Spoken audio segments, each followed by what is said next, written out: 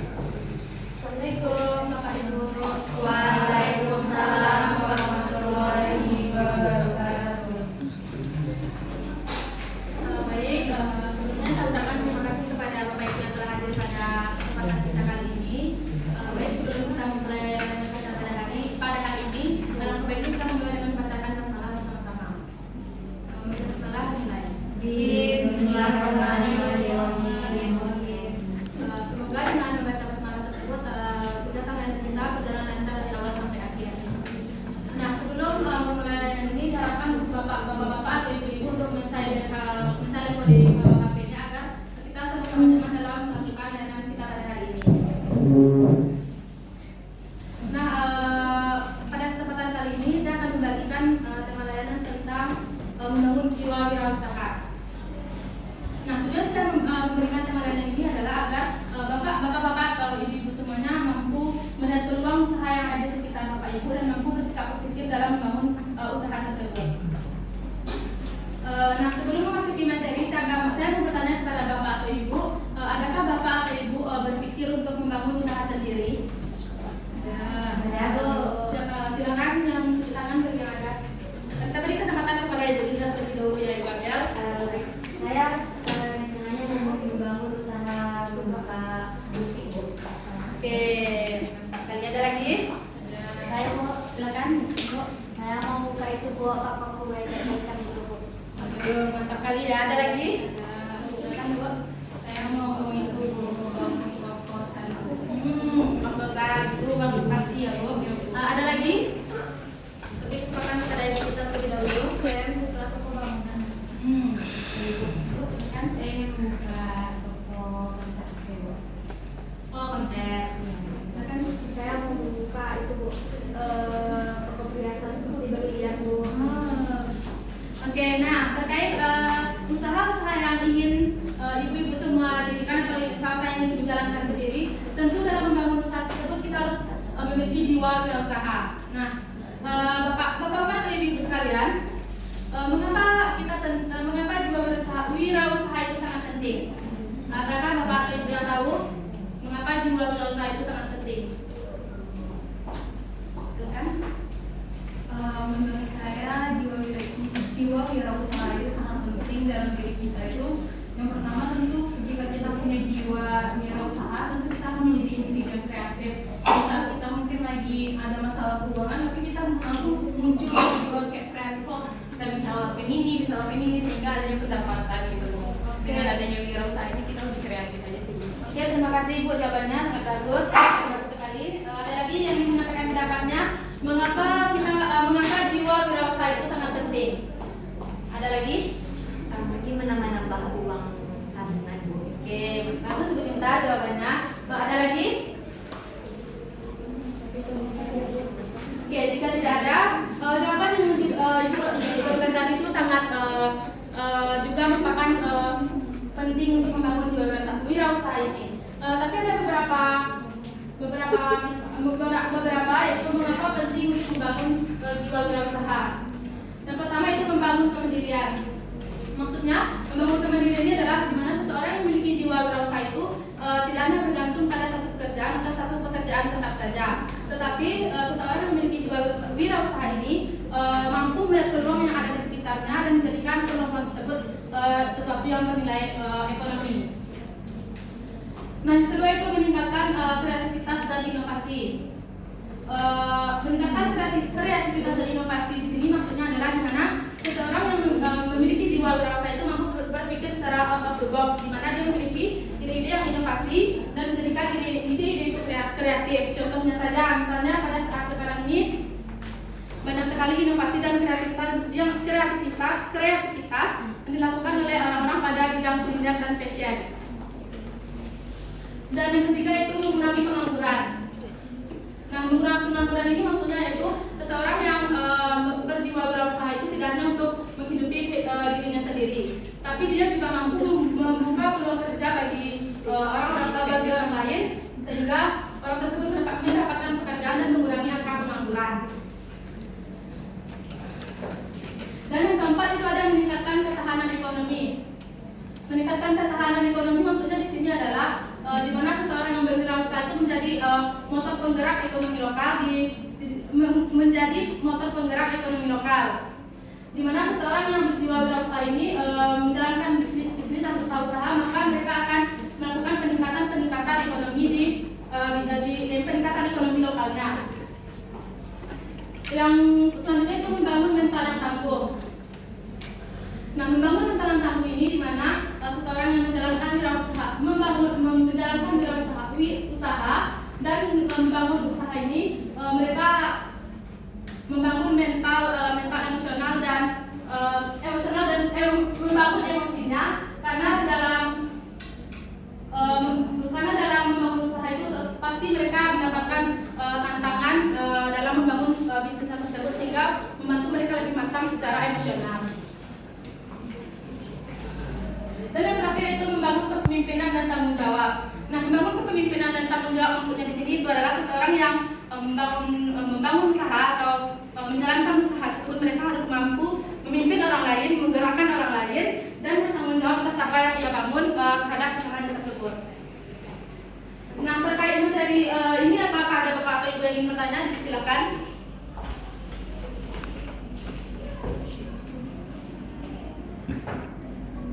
Saya beri waktu kepada ibu-ibu atau bapak-bapak yang ingin bertanya terkait materi kita pada slide pertama ini.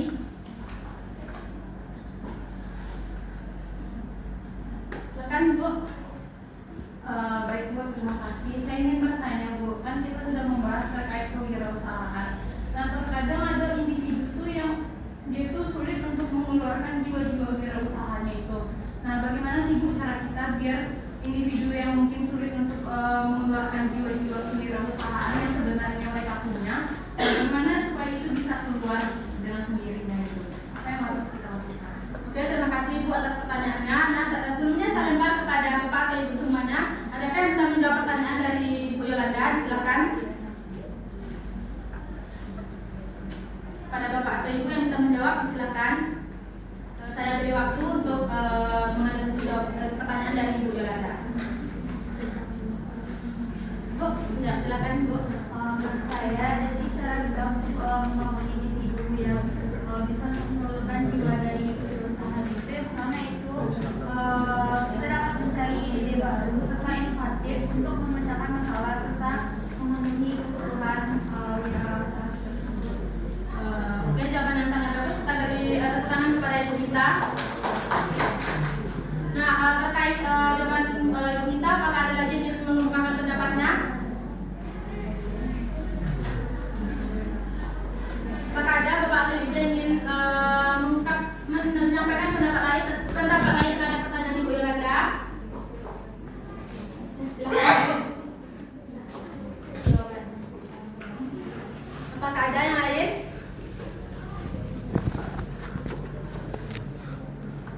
Nah, baik, jika tidak ada, jadi dapat disimpulkan Ibu Yolanda bahwa cara mengembangkan jiwa wirausaha tersebut sesuai dengan jawaban Ibu kita, bahwa kita bisa mencari ide-ide atau potensi dari diri kita sehingga kita mampu menjadikan tersebut menjadi usaha sehingga menjalankan usaha tersebut sehingga muncul jiwa wirausaha kita.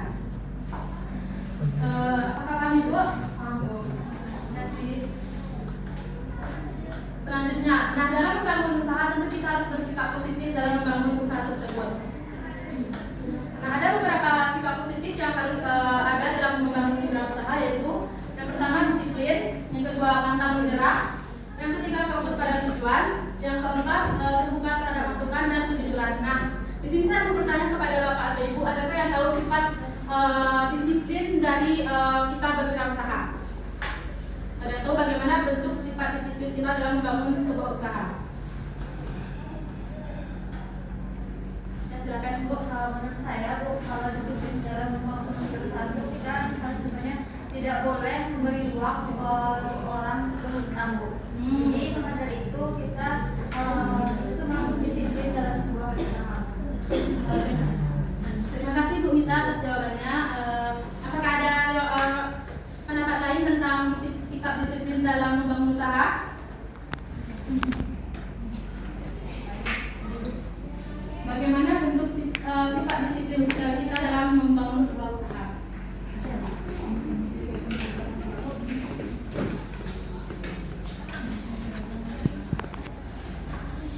Silakan.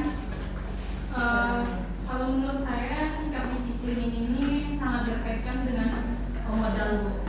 Menurut saya jika seorang wirausahawan itu dia memiliki modal, tentu dia harus mampu mengeluarkan modal itu kembali di saat apa yang dia jual atau apa yang dia lakukan itu ada untungnya. Nah, terkadang itulah kekurangan dari seorang wirausahawan. Dia sudah mendapatkan keuntungan, tapi dia lupa untuk mengeluarkan modal sehingga nanti terjebak hutang. Itu adalah sebuah bentuk sifat yang menurut saya tidak disiplin, Bu. Oke, jawabannya bagus sekali, Bu Yolanda. Kita berikan tepuk tangan terlebih dahulu. Nah, terkait disiplin ini apakah ada lagi pendapat lain dari ibu-ibu atau bapak-bapak? Nah, jika tidak, maka salah satu bentuk sikap positif disiplin kita dalam membangun usaha tersebut itu kita konsisten dalam menjalankan waktu kita, menjalankan usaha kita dan tidak terpengaruh oleh faktor-faktor yang mungkin membuat kita tidak disiplin dalam menjalankan usaha. Nah, yang kedua itu pantang menyerah. Apakah Bapak, silakan Bapak Ibu keluarkan pendapat Bapak atau Ibu tentang sifat disiplin kita, sifat pantang menyerah kita dalam membangun sebuah usaha. Saya Bu, Silakan Ibu. Kita beri kesempatan kepada Ibu Dina terlebih dahulu ya, Bu. pantang menyerah di sini begini Bu. Saya kan membuka bisnis Bu.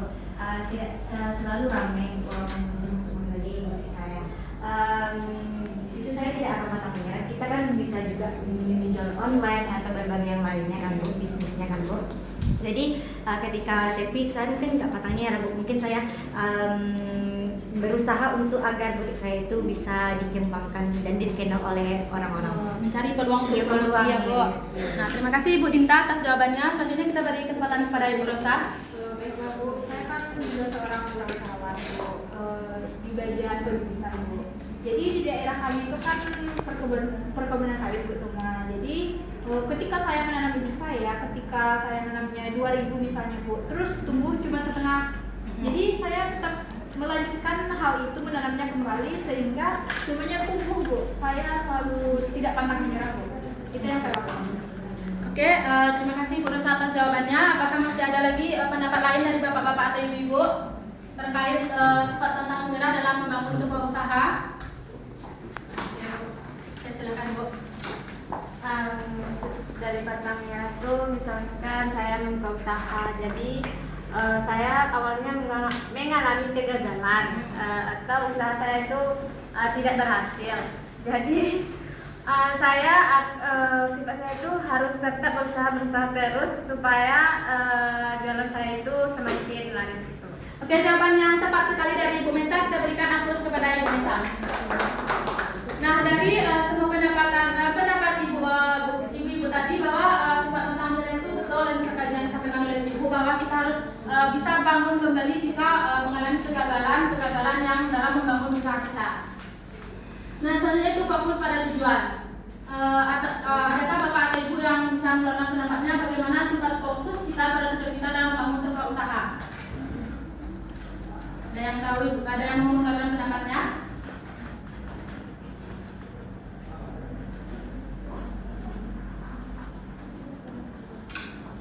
Saya beri waktu kepada ibu atau bapak-bapak untuk mengeluarkan pendapatnya tentang sifat positif fokus pada tujuan dalam membangun sebuah usaha.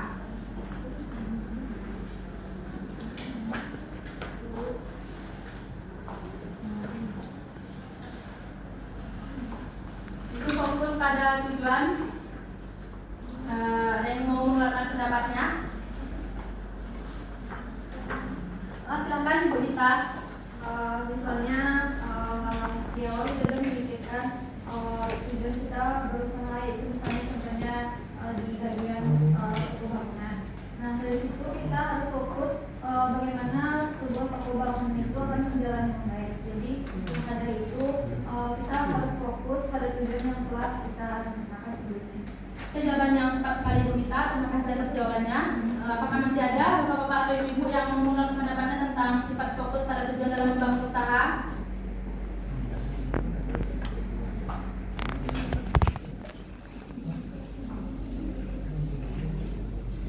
Baik, jika tidak ada, saya akan fokus pada tujuan dalam membangun sebuah usaha ini, yaitu di mana kita fokus pada hal yang sudah kita rancang, pada hal yang sudah kita susun sebelumnya terkait usaha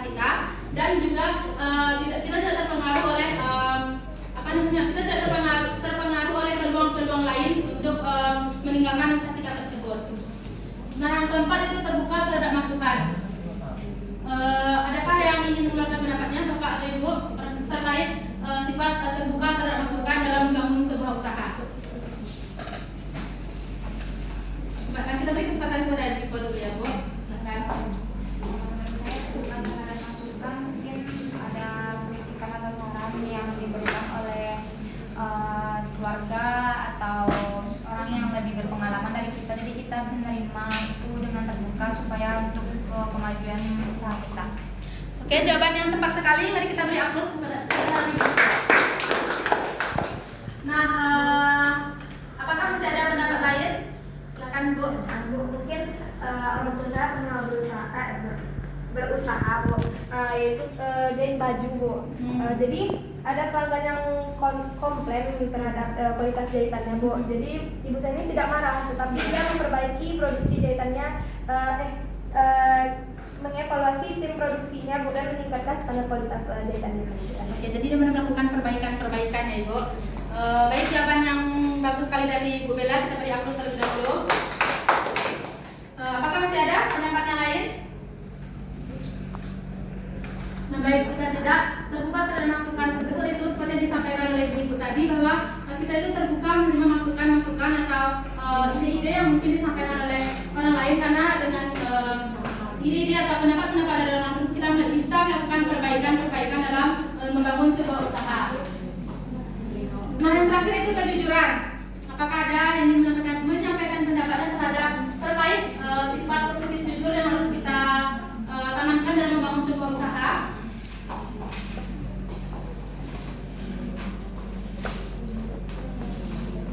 Sifat jujur, kejujuran.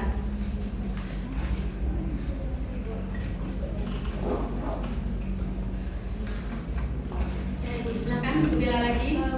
Mungkin sikap kejujuran itu kayak transparan menawarkan produk, tidak boleh menunjukkan kualitas Bu, atau tidak menyembunyikan kekurangan dari produk. Oke, jawaban yang tepat sekali, mari kita beri aplaus.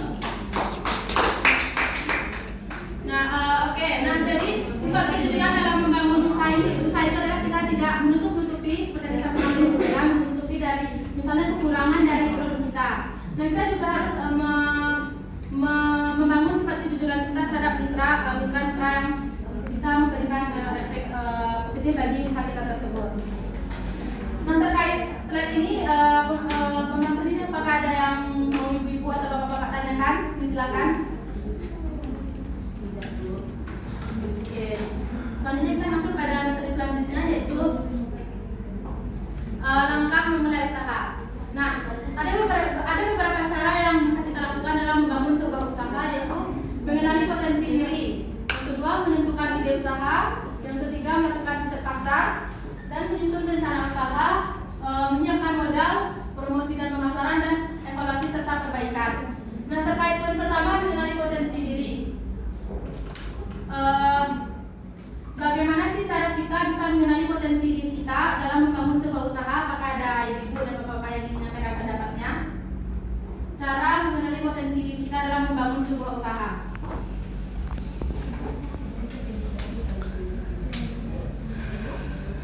Saya beri waktu kepada ibu atau bapak-bapak. Silakan Ibu Rosa. Mungkin menurut saya mengenali potensi diri kita juga bisa menyalurkan hobi kita, sehingga hobi tersebut bisa menjadi ladang usaha untuk kita, dan sehingga kita mendapat keuntungan dari hal tersebut. Oke, terima kasih Bu Rosa atas jawabannya. Jadi mengenali potensi diri ini dimana kita mengenali potensi yang ada pada diri kita dan bisa kita kembangkan menjadi sebuah usaha dan menghasilkan sesuatu yang bernilai ekonomi.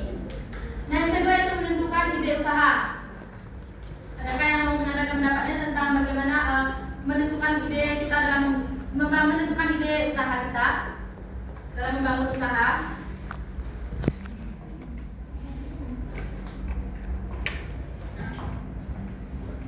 Berapa lagi silakan. Dari pengalaman saya, biasanya saya menentukan ide usaha saya dengan mengerti diri saya. Contohnya itu apa yang sebenarnya saya akan melakukan usaha tersebut, sehingga saya tidak khawatir untuk pemasarannya. Oke, jawabannya tepat sekali Bu Rosa. Mari kita beri aplaus terhadap Ibu Rosa. Sekali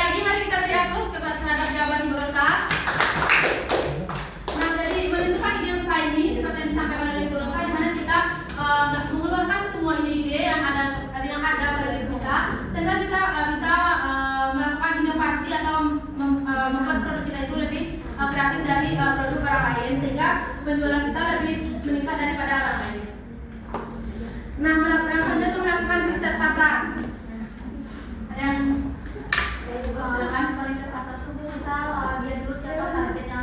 Misal saya kan jual kue ini Bu, saya mencari target siapa sih yang bisa membeli kue saya gitu, mencari target. Oke, jawaban yang tepat sekali dari Samira itu. Nah, oke, melakukan riset pasar ini kita bisa melakukan pengamatan siapa yang akan membeli produk kita dan kepada siapa kita akan menjual produk kita tersebut. Nah, selanjutnya itu menyusun rencana usaha di mana kita menyusun bagaimana nanti pengelolaan dan bagaimana nanti pengaturan terhadap usaha kita. Nah, ini yang paling penting kita menyiapkan modal karena semua yang kita pikirkan atau semua yang kita rencanakan pasti tentunya ada modal dalam membangun sebuah usaha. Nah, yang selanjutnya itu promosi dan pemasaran. Nah, promosi dan pemasaran ini bisa kita lakukan melalui media online atau secara langsung dengan membagikan brosur-brosur. Oke, terima kasih. Selanjutnya itu mungkin karena terhalang waktu, kita akhiri saja yang kita pada hari ini. Sebelumnya dapat saya simpulkan bahwa selanjutnya itu saya akan nanti memberikan kepada